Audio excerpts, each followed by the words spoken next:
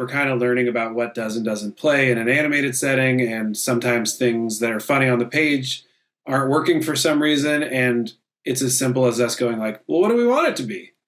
And then we try like 10 new ideas and then audition them and listen to them with a still frame in like an animatic, and then we go like, oh no, that's funny, that's the one, that'll work. Hey Owen, how's it going? It's going great. I've seen the first 4 episodes of this, and it's like one of the funniest things I've ever seen in my life. Awesome. Oh my God, awesome. I busted out the Smithsonian hat for the occasion. Oh, hell yeah. Hey. Did you grow up around DC or? I did. I'm from DC. Oh, okay. I'm from Fairfax. Oh, rad. Okay, perfect. Yeah. So I was primed to love it even more. But the first thing I wanted to ask you guys was just like, how did this idea come together? Were you looking for like a vehicle for Andy's amazing Nick Cage voice, or did that come after the concept and the character? It was kind of all at once. We had talked about how it would be fun for me to be able to do a character that was sort of based on that, and so that I wasn't spending my whole life doing an impression of another person. Especially because he had come on SNL and done it with me, and it felt like this beautiful full circle sort of closure moment. But it was also just Neil and I working together on Brooklyn Nine-Nine and wanting to do something together that was super joke heavy. And we kept veering towards adult animation because we were such fans of it, and because we knew we could push things even further in that realm. And sometimes just sitting on the set of Brooklyn Nine-Nine, you're like, it would be funny if we could do this, but we just can't because of standards or budget or physical production, and you're like, it would be nice if you had an animated show where you go like, it would be not funny if we could do this, and we can. And as much as both of you have done, this is kind of a bigger step in a way, right? Because you're creating and producing and writing and show running this thing. Like, how has that experience been? And have there been, a lot of surprises along the way?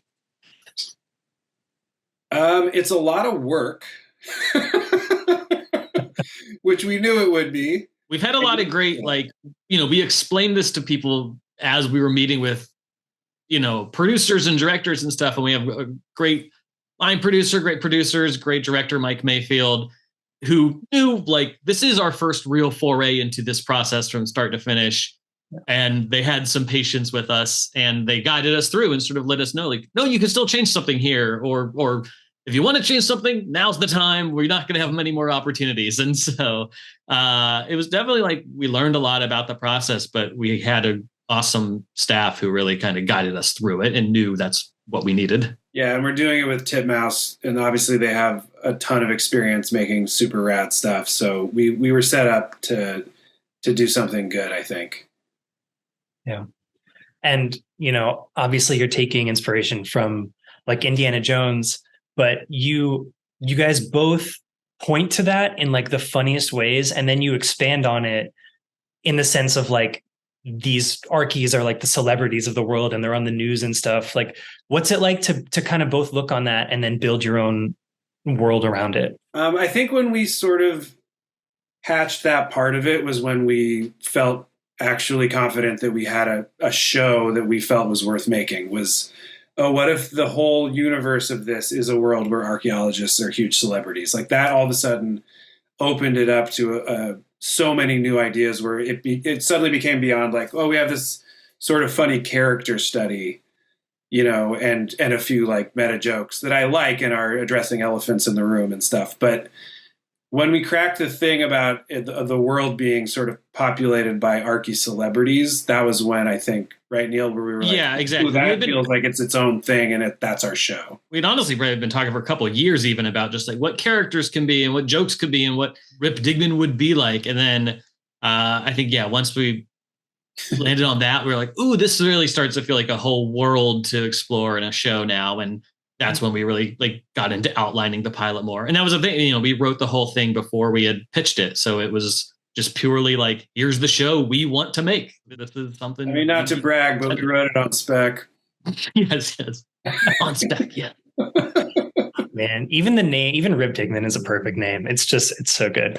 And I know, and you just mentioned you wanted to kind of, do more than an impression with this, but did you have any moment of maybe I should run this by Nick Cage, or I wonder what you think about this? Did that worry you in any way? Sorta.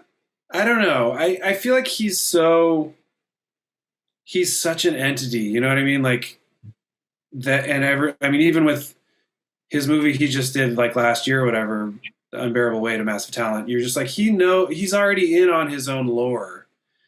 Um, so I didn't think of it in that sense, but the thing that I did want to stay really aware of and make sure that we did was make this feel like its own thing, you know, and expand that world and bring in other characters and not have it feel like we're like, you know, making it actually about him, because it's not. And when he came on SNL, he even said a thing which actually was very astute, which was that I'm not actually playing him. I'm actually playing a psychotic character that me and my friend Rob Klein came up with. And so that for me was like, oh, that was kind of almost a light bulb moment of like, right, I want to keep playing that character. I don't want to keep just doing an impression. So there's definitely some intermingling, just the way the voice sounds, obviously. But I also think even that starts to change and evolve as the series goes on. Neil, I know you have been like a huge contributor to like the UCB improv scene. I was wondering, like, is there something specific about your background in improv that you think has, you know, helps you when you're writing or producing or running a show? I mean, I used to be the artistic director of the UCB theater in Los Angeles, like during Obama's first term. But I think doing stuff like that, you work with a bunch of different comedians and you just learned like there's people that just make you laugh. And sometimes it's someone who is, you know, coming up in classes, and sometimes you're having, you know, like Adam Sandler test out his character's material for funny people or something at the theater, you know, or like people do, you know, like Will Ferrell test out a show he did on Broadway, the Bush show, you know. So it's like you kind of get all levels and you just, you know, try to treat everyone with respect and learn how to like just talk with everybody, you know, or communicate with people about you know, how to get the most out of it. And not like I'm just sitting in the background when the big guys are there, but you know, when you're working with like people coming up, and I would direct a lot of shows. And so, yeah, I think just it would help as we were, you know, working with writers, just making sure people get their ideas out, and and that you're hearing that we're hired them because we know they're super funny and we want to hear what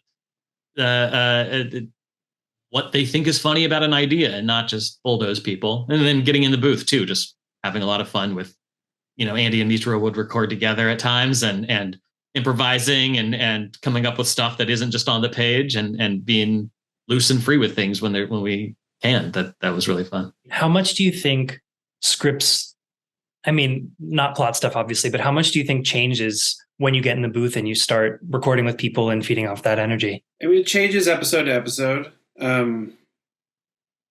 Part of the fun of this for me is, since I am playing I'm playing the main character, is we can keep changing it the entire way through the post process. You know, like you write the scripts that have all come in super funny. And then, you know, as Neil said, we're kind of learning about what does and doesn't play in an animated setting. And sometimes things that are funny on the page aren't working for some reason. And it's as simple as us going like, well, what do we want it to be? And then we try like 10 new ideas and then audition them and listen to them with a still frame in like an animatic. And then we go like, oh no, that's funny. That's the one that'll work. And you can keep chipping away at it basically. And that's something I've had experience with, you know, working with Akiva on Rescue Rangers, and even when we made Popstar, because there's so many like phone videos that he takes for social media and stuff, like it's so nice and freeing to have a format that you can just keep writing all the way through and hopefully get it to a place where by the time it's done, you're happy with all the moments, which is... Yeah.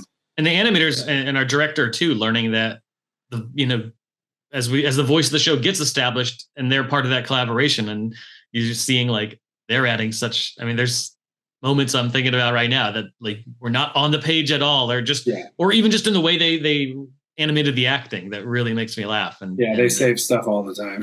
Yeah. Oh, that's great.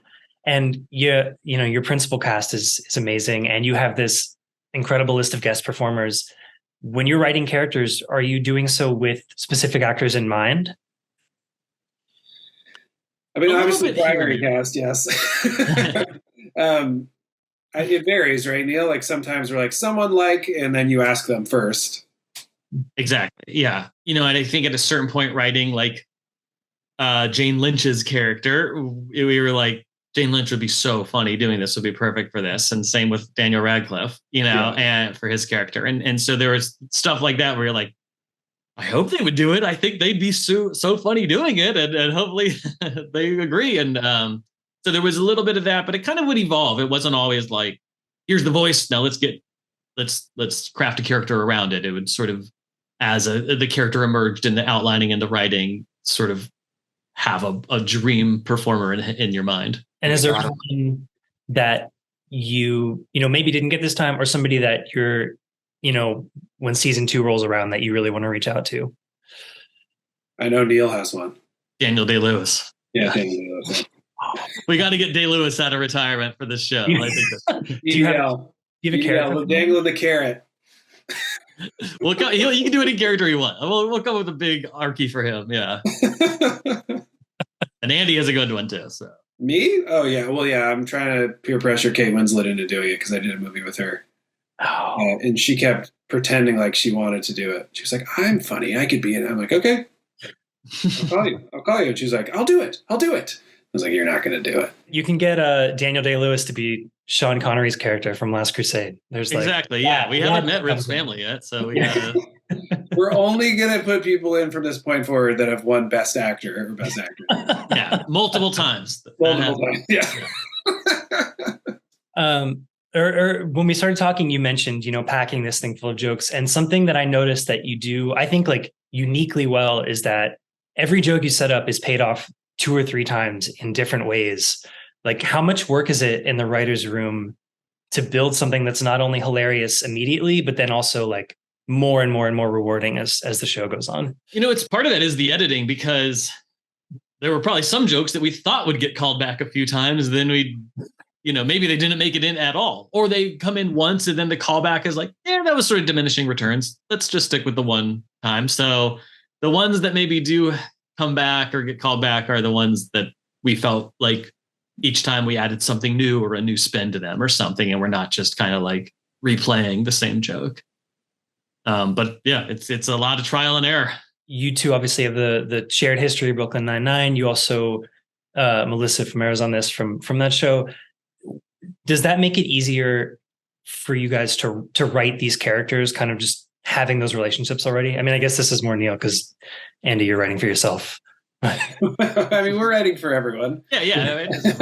Some of the people, like, I've watched so much of Tim Robinson, but I've never written for him until now. But, we produce I Think You Should Leave. I've seen every second of that. I've loved him on SNL. He's, Detroiters. So when you sit down and you're like, okay, Tim Robinson's playing Swooper, there's no like, how would Swooper say this? It's like, okay.